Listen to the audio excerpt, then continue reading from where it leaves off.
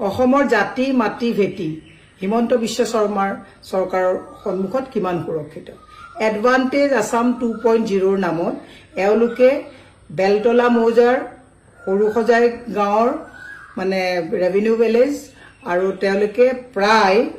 28 বিঘা একঠা 8.72 লেছাজ ম্যাদী পট্টাৰ মাটি প্ৰায় 62 জন মানুহলৈ তেওঁলোকে জাননী জাৰি কৰিছে যে আপোনালোকৰ মাটি অধিগ্ৰহণ কৰি তাত ইণ্ডাষ্ট্ৰিয়েল গ্ৰোথ কৰিব ইণ্ডাষ্ট্ৰি আমাক লাগে কিন্তু ম্যাদী পট্টাদাৰ যিসকল আমাৰ অসমীয়া ইয়াত বহি থকা যিসকল আমাৰ অসমীয়া মানুহ এই অসমীয়া মানুহসকলক তেওঁলোকে ম্যাদী পট্টা খালি কৰাই ইয়াত তেওঁলোকে এডভান্টেজ আসামৰ নামত বহিৰাজ্যৰ বনিয়াক তেওঁলোকে মাটি গটাব বিচাৰিছে মই মনত পেলাই দিব বিচাৰিছো পতঞ্জলিৰ ক্ষেত্ৰতে হওক আপুনি পাম অইল ইণ্ডাষ্ট্ৰিৰ ক্ষেত্ৰতে হওক এই গুটেই বিলাকত যিবিলাক বহিৰাজ্যৰ বনিয়ত পানী দৰত মাটি হস্তান্তৰ কৰা হৈছে তাত চকীদাৰ পিয়নৰ বাদে কিন্তু কোনো ধৰণৰ আমাৰ লৰাছলি চাকৰি ভাল উপযুক্ত চাকৰি তাত পোৱা নাই মই মুখ্যমন্ত্ৰীক কৈছো অসমত আৰু মাটি নাই নেকি আপোনালোকে যিবিলাক ভিতৰত আছে তাৰমানে এওঁলোকে কিবিলাক আমাৰ ৰেডিমেড বস্তুবিলাককে ৰাস্তাৰ কিনাৰত লব বিচাৰিছে যাতে খুব ধুনীয়াকে তেওঁলোকে ইণ্ডাষ্ট্ৰি বনাই ট্ৰান্সপৰ্টেশন একো কষ্ট নোহোৱাকে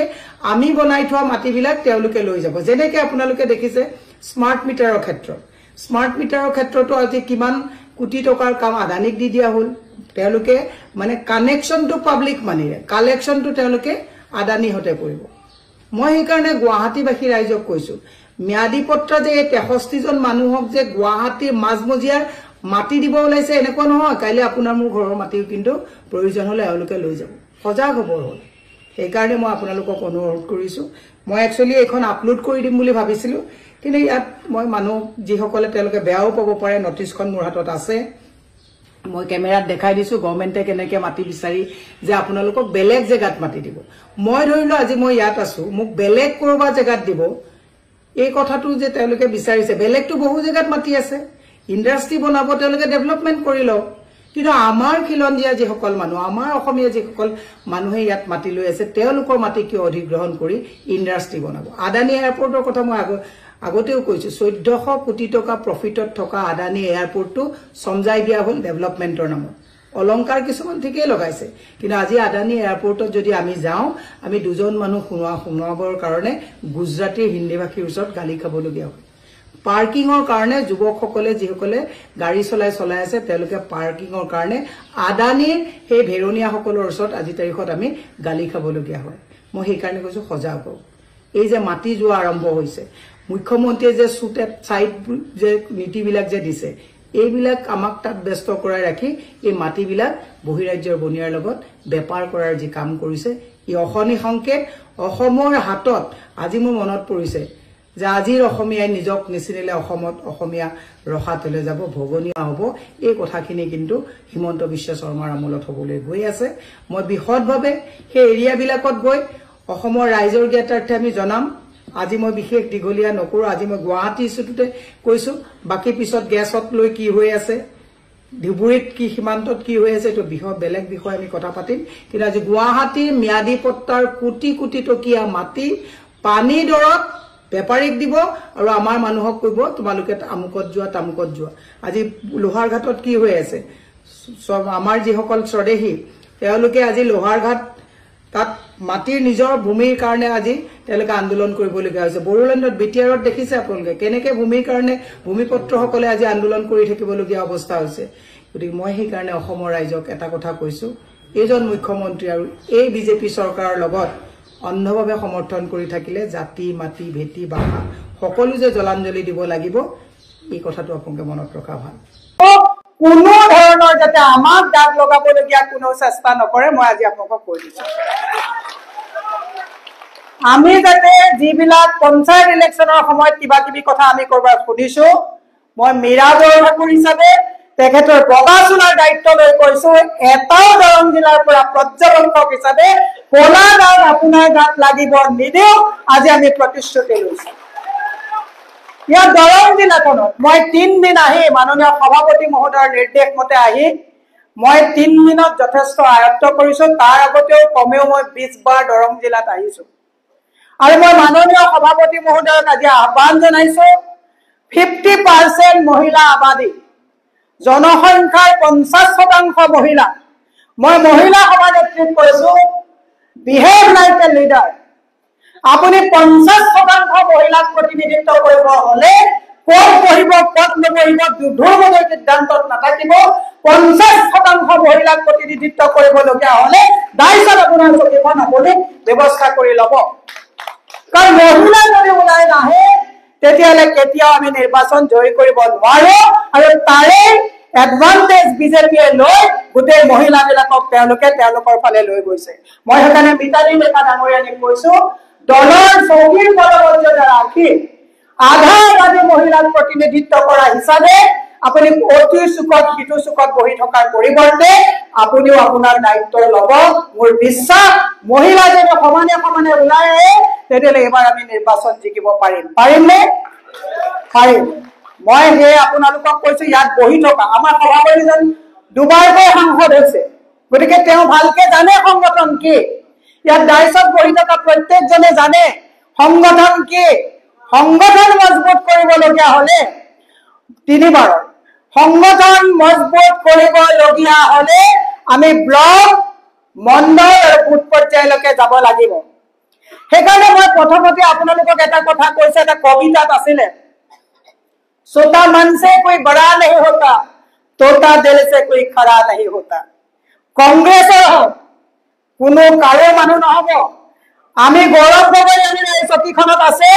গৌৰৱ গগৈ ডাঙৰীয়া যদি ৰাতি 12টা বজাত নিৰ্দেশ দিয়ে মই 12:05 ওলাবৰ কাৰণে সংকল্প লৈছো, ৰেডি আছো। আপোনালোক আছেনে? আছে। আজি আমি মংগলদৈৰ পৰা দৰং জিলাৰ পৰা সংকল্প লোৱা হওক যে কংগ্ৰেছ দলৰ যিটো বিচাৰধাৰা, এই বিচাৰধাৰাটো সন্মুখত ৰাখি দলৰ দায়িত্বত থকা দলৰ অভিভাৱকসকলে যি আমাক নিৰ্দেশ দিব, এই নিৰ্দেশ সৰুগত কৰি অহা 26ত আমি বিধানসভাত আমাৰ দলৰ মুৰব্বীজনক অসমৰ বাগজৰি ল'বৰ কাৰণে আমি তেওঁক দায়িত্ব চমজাই দিব লাগিব। লাগিব নে নালাগিব? আৰু যদি লাগে তেতিয়াহ'লে আমি সকলোৱে ভাগ হোৱাৰ পৰিৱৰ্তে কংগ্ৰেছৰ আমি লবিত থাকি তেখেতৰ হৈ কাম কৰিব আমি লাগিব। কালি আহি থাকোঁতে মোক এজনে কৈছে যে বাইদেউ আমাৰ অসমত সমষ্টিত ভোটাৰ যিমান কেণ্ডিডেট তাতকে বেছি। মই কৈছো যে কেণ্ডিডেট কোন হ'ব দলৰ উৰ্ধ্বতম কৰ্তৃপক্ষই সিদ্ধান্ত ল'ব। আমাৰ কাম হৈছে ব্লকৰ সভাপতি, মণ্ডল সভাপতি আৰু বুথ সভাপতিয়ে দলৰ হৈ কাম কৰিব, কোনো কেণ্ডিডেটৰ হৈ কাম আমি নকৰোঁ। কেণ্ডিডেট যোনে হ'ব তেওঁকে দিব লাগিব। আৰু মই আজি আপোনালোকক বিনম্ৰভাৱে অনুৰোধ জনাইছো, যি হ'ল আগতে হ'ল, কিন্তু গৌৰৱ গগৈ ডাঙৰীয়াৰ নেতৃত্বত কোনো জিলাতে, আজি মই দৰং বুলি কোৱা নাই, যাতে কোনো অবাঞ্ছিত উশৃংখল পৰিৱেশ যাতে কস্মিন কালেও যাতে সৃষ্টি নহয়, তাৰ কাৰণে আজি দৰং জিলাৰ পৰা আমি সংকল্প লৈছো যে দলীয় শৃংখলা আমি ৰক্ষা কৰি দলৰ নীতি আদৰ্শ সৰুগত কৰি অসমৰ সন্মুখত যি প্ৰত্যাহ্বান আছে এই প্ৰত্যাহ্বান নেওচিবৰ কাৰণে দলৰ নিষ্ঠাবান কৰ্মী হিচাপে আজিৰ পৰা আমি কাম কৰিম। মুজাৰ আপত্তি থাকিব, ক্লোজ ডোৰ আমি কথা পাতিম, দৰজাৰ ভিতৰত আমি কিবা বাক বিতৰণ নহ'লে কৰি ল'ম, কিন্তু আজিৰ পৰা আমি সংকল্প লৈছো অসমৰ চুকে কাণে কেতিয়াও যাতে টিভিত যাবলগীয়াকে আমাৰ মনৰ খুব যাতে বাহিৰত নাযায়। আজি মই সভাপতিৰ সন্মুখত এইটো আপোনালোকৰ পৰা প্ৰতিশ্ৰুতি বিচাৰিছো, হ'বনে? হ'ব। এতিয়া মই 3টা কথা কৈ মই আপোনালোকৰ পৰা মোৰ ভাষণ সামৰিম। সন্মুখত বৃহৎ প্ৰত্যাহ্বান আৰু 15 বছৰত মাননীয় অসমৰ মুখ্যমন্ত্ৰী তৰুণ গগৈ ডাঙৰীয়াই মাত্ৰ 10,000 কোটি টকা ধাৰ লগাই গৈছিলে আৰু আজি 9 বছৰত 1,92,000 কোটি প্ৰত্যাহ্বান যে ধাৰত ঠিকনা কৰিছে, ধাৰত কম কমাই থকা বিজেপি সন্দিহান হৈছে। যিদিনাই গৌৰৱ গগৈ ভুৱা অনুযায়ী ফৰ্ম মিলাই মহিলাক যিটো শপত গ্ৰহণ কৰাই যে বিজেপি ভোট নিদিলে কি হ'ব, আঁচনি কাটিব বুলি যি ভীতিগ্ৰস্ত কৰা হৈছে, ঘৰ দিয়া নহ'ব বুলি যি ভীতিগ্ৰস্ত কৰা হৈছে, সেইটো বিজেপিৰ সন্মুখত বিৰাট প্ৰত্যাহ্বান। বিজেপিয়ে এইবাৰ চৰকাৰ আনিব নোৱাৰে। উজনিত গৈছিলে, উজনিত খুব বাহৰ পাতিছিলে, 20 কিলোমিটাৰত 9 অভাৰব্ৰিজ বনাইছে, কিন্তু এতিয়া গম পালে উজনিত হিমন্ত বিশ্ব শৰ্মা নচলে, গতিকে এতিয়া উজনিত সৰ্বানন্দ সোণোৱালক লগত লৈ হিমন্ত বিশ্ব শৰ্মাই কাম কৰিবলৈ আৰম্ভ কৰিছে কাৰণ উজনিৰ মানুহে ইতিমধ্যে ইয়াত স্থান দিছে গৌৰৱ গগৈ ডাঙৰীয়া সেয়ে মই আপোনালোকক আহ্বান জনাইছো যে আমি অহাকালি ব্লকৰ সভাপতি মণ্ডলৰ সভাপতিসকলৰ লগত আমি বহিম আমি কেনেকে সংগঠন শক্তিশালী কৰি আমাৰ দৰং জিলাত থকা দলগাঁও চিপাঝাৰ মঙলদৈ তিনিওটা সমষ্টি যাতে আমি উদ্ধাৰ কৰিব পাৰো আৰু যিজন মানুহে বিজেপিত থাকি বিজেপিৰ পৰা গৈ কংগ্ৰেছৰ পৰা গৈ বিজেপিক শক্তিশালী কৰাত যিজন বিধায়কে আমাক গাদ্দাৰি কৰিলে সেইজনক আমি প্ৰত্যুত্তৰ দিবৰ কাৰণে সাজু আছোনে মই আপোনালোকক এটা কৈছো nothing is top secret in politics ৰাজনীতিৰ কোনো কথা টপ সিক্ৰেট নাই গোপনীয়তা বুলি ৰাজনীতিৰ কথা নাই যিসকলে এতিয়া আমাৰ পৰা গাদ্দাৰ বিধায়কজনৰ ঘৰত গৈ চাহ খাইছে ড্ৰাইভাৰৰ কোনেদি কথা পাতিছে আমাৰ হাতত হিচাপ গড়গড়কে আছে যিজনে পঞ্চায়ত নিৰ্বাচনত যিসকলে আমাৰ কেন্দ্ৰীয়ক বিজেপিৰ লগত লগ লাগি পেলাই আমাৰ কেন্দ্ৰীয়ক হৰুৱাইছে হিচাপ আমাৰ হাতত আছে আৰু সেইকাৰণে চাগে হিচাপ ল'বৰ কাৰণে আমাক ইয়াত পঠাইছে যে আমি সেইসকল বসন্ত দাসৰ লগত মিলি থকা গাদ্দাৰক আমি ইয়াত তিষ্ঠি থাকিব নিদিম সেইকাৰণে কৈছো সিদ্ধান্ত আপোনালোকৰ যদি কংগ্ৰেছ কৰে দিনে ৰাতিয়ে on camera off camera Congress কৰিব লাগিব অন কেমেৰা কংগ্ৰেছ কৰিব অফ কেমেৰা যদি বসন্ত দাস কৰিব বিচাৰিছে তেনেকুৱা কংগ্ৰেছে আজি মিটিঙৰ পিছত ওলাই গলে মোৰ বিশ্বাস সভাপতিয়ে বেয়া নাপাব মই সেয়া আপোনালোকক কৈছো এটা ভিজন থকা এটা দৰ্শন থকা এজন যুৱক যাক অসমৰ ৰাইজে বিচাৰিছে যাক অসমৰ গাঁঠি ঢং ভাঙি কংগ্ৰেছ কৰা এই সকল তৃণমূলৰ কৰ্মীয়ে তেওঁ সেই ছবিখনত চাব বিচাৰিছে অসমৰ যুৱ প্ৰজন্মই আশাৰে বাট চাইছে যে চাৰিচত কিবা এটা আশাৰ সঞ্চাৰ হ'ব গতিকে আপোনালোকে সিদ্ধান্ত লওক দুই তালিভাদি কৰা মানুহক আপোনালোকে চিনাক্ত কৰি তেওঁলোকক গৌৰৱ গগৈ নহয় আপোনালোকে ইয়াৰ পৰা প্ৰত্যাহ্বান হিচাপে এওঁলোকক প্ৰস্থান কৰাৰ ৰাস্তা উলিয়াই দিব মোৰ বিশ্বাস ইয়াত থকা কোনো মানুহে সেই কামটো নকৰে আৰু গৌৰৱ গগৈ ডাঙৰীয়া আগবঢ়াৰ পিছত কংগ্ৰেছৰ যিসকল তৃণমূলৰ আমাৰ ভেটি থকা ৰাখি থকা যিসকল কৰ্মী তেওঁলোকে এনেকুৱা কাম নকৰে বিজেপিৰ বিষয়ে আজি নকওঁ আমাৰ কৰ্মী সভা আপোনালোকে ভালকে জানে কাৰণ বিজেপিৰ প্ৰত্যেকটো প্ৰতিশ্ৰুতি তেওঁলোকে আজি তাৰিখত ৰাখিব পৰা নাই 300 ইউনিট বিজুলী ফ্ৰী দিম বুলি স্মাৰ্ট মিটাৰ লগালে ঘৰে ঘৰে পানী দিম বুলি আজি আপোনালোকে দেখিছে গুৱাহাটীত আজি বানপানী কৃত্ৰিম বানপানীত মানুহে আজি ঘৰ ভাড়া ঘৰলৈ পলায়ন কৰিবলগীয়া অৱস্থা হৈছে 5 লাখ চাকৰি দিম বুলি কৈছিলে আজি যুৱ প্ৰজন্মৰ হাতত সংস্থাপন নাই মহিলা সবলীকৰণ কৰিম বুলি কৈছিলে 450 টকাৰ চিলিণ্ডাৰ 950 টকা হ'ল 80 টকাৰ মিঠাতেল আজি 250 টকা হ'ল অত্যাৱশ্যকীয় সামগ্ৰীৰ আজি অত্যন্ত দাম বৃদ্ধি হ'ল আমি আশা ৰাখিছো যে গৌৰৱ গগৈ ডাঙৰীয়াৰ এটা দৰ্শন আছে যদি কংগ্ৰেছৰ চৰকাৰ আহে 7,000 বন্ধ হোৱা স্কুল আমি খুলিবৰ কাৰণে আমি প্ৰয়াস কৰিম যিবিলাক স্কুল কংগ্ৰেছে প্ৰতিষ্ঠা কৰিছিল আমি আশা ৰাখিছো গৌৰৱ গগৈ ডাঙৰীয়াৰ নেতৃত্বত অৰিয়ে গৰিয়ে যি ড্ৰাগছ আৰু মদৰ দেহা চলিছে গৌৰৱ গগৈ ডাঙৰীয়াক যদি দিছপুৰত বহাব পাৰে আমি এই মদ আৰু ড্ৰাগছ বন্ধ কৰি পৰিয়ালবিলাকলৈ আমি শান্তি ঘূৰাই অনাৰ প্ৰচেষ্টা কৰিম আমি আশা ৰাখিছো যদি গৌৰৱ গগৈ ডাঙৰীয়াৰ নেতৃত্বত দিছপুৰত আমি বাগজৰি দিব পাৰো আমি 450 টকাত যি চিলিণ্ডাৰ আছিল আমি এই 950 টকাৰ চিলিণ্ডাৰ 500 টকাত দিবৰ কাৰণে আমি অৰ্থনৈতিক পৰিকল্পনা আমি প্ৰস্তুত কৰিম আমি মহিলাসকলক কম দামত পাকঘৰত বস্তু দিবৰ কাৰণে আমাৰ এটা নক্সা তেখেতে তৈয়াৰ কৰিছে আমি দিব পাৰিম বুলি আশা ৰাখিছো বানপানীৰ যে সমস্যা অমিত শাহ ডাঙৰীয়াই তালাক বনাই বনাই বানপানী পুখুৰী বনাই বনাই বানপানীতেও যি নাইকিয়া কৰিম বুলি কৈছিলে আজি বানপানীত মানুহ কক পকাবলগীয়া হৈছে বানপানীৰ সমস্যাত যদি আমাৰ গৌৰৱ গগৈ ডাঙৰীয়াৰ নেতৃত্বত আহে চেণ্টাৰত কথা পাতি তেখেতে